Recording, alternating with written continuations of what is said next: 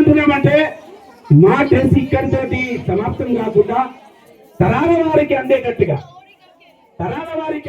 అంటే పిల్లలకు అందేటట్టుగా వాళ్ళను నేర్పేటట్టుగా ఒక 10 మందిని సెలెక్ట్ చేస్తాం. ఆ సెలెక్ట్ చేసిన 10 మందికి ఇక్కడ ఒక గిరిజన భవన్ ఉంది. ఆ భవన్ లో ట్రైనింగ్ సెంటర్ పెట్టి వాళ్ళకి నేర్పేటట్టు పిల్లలకు నేర్పేటట్టుగా మీరు ఒక మాకు ఆర్డర్ ఇస్తే మేము ముందుకు పోతాం. ఐటీడీఏ ద్వారా అది కావాల్సిందే. ఐటీడీఏ ద్వారా మాకు ఆర్డర్ ఇప్పిస్తే మేము ఖచ్చితంగా ఆ డ్రెస్లను కుట్టుకొని, ఇదే కాదు సార్, ఆ డ్రెస్లను కుట్టుకొని విదేశాలకు అమ్మడానికి బిజినెస్ చేసుకోవడానికి కూడా అవసరం ఉంటది. కాదు ఆ 10 మంది కూడా వాళ్ళు చేసుకుంటారు. కాబట్టి అవసరం ఉంది అని తెలియపరుచుకుంటూ కాలయాపన అవుతున్నది.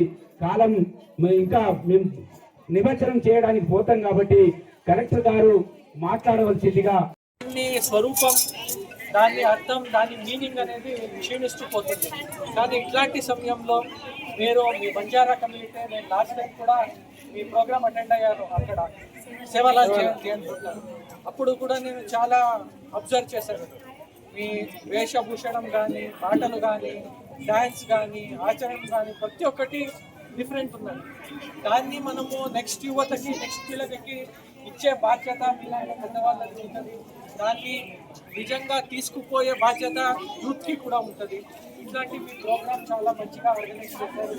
మీరు చేసిన ప్రోగ్రామ్ ఏదైతే ఉందో మీకు 100% నేను సక్సెస్ కోరుతున్నాను.